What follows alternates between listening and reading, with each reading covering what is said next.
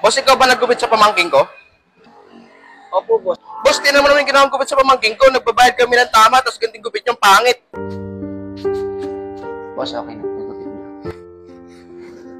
Good na good, boss.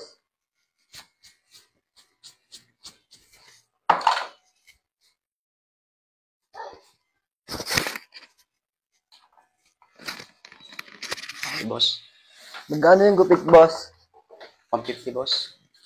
Boss, oh. Salamat, boss.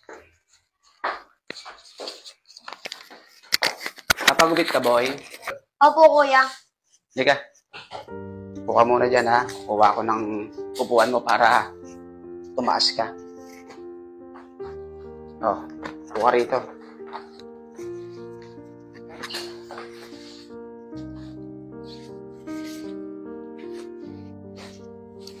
Anong gupit mo? Basket po. Okay.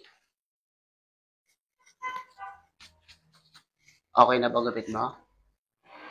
Opo, kuya.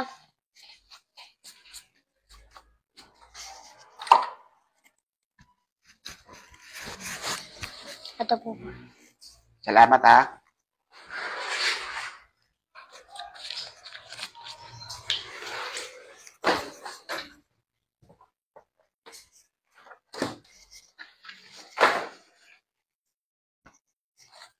Ton, kain muna ako, ha. Kayo muna bahala rito. Sige lang, Kuya Ngok. Dito ka ba nagpagupit?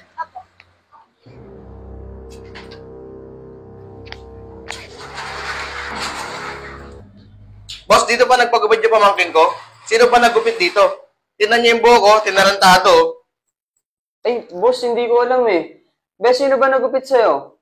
Doon po sa dulo. Ang ganda-ganda ng barbershop nyo rito. Ang mahal nyo pang maningil, tapos ang pangkat ng gupit nyo. Asan may nagupit dito? Pasensya na kayo, boss. Hindi ko naman alam eh. Gusto nyo, kausapin nyo na lang si Kuya Ngok, boss. Nandun siya. Sige, kakausapin ko siya. Ang pangkat ng gupit niya sa pamangkin ko.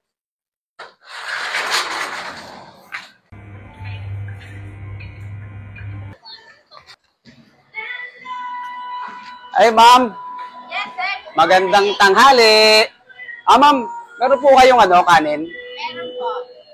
Tubig meron din po. Samahan niyo isang tubig, ma'am, ha? Hintay ko lang.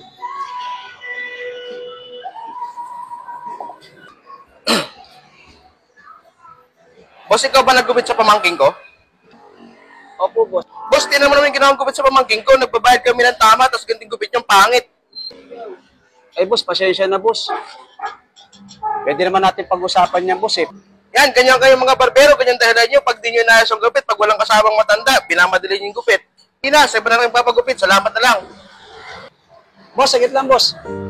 Pasensya na po kayo sa akin, boss. Pwede ko naman pong ayusin, eh. Kung gusto niyo po, babalik ko yung pera. Pasensya na po talaga. Hindi na, maghanap na ako ng iba.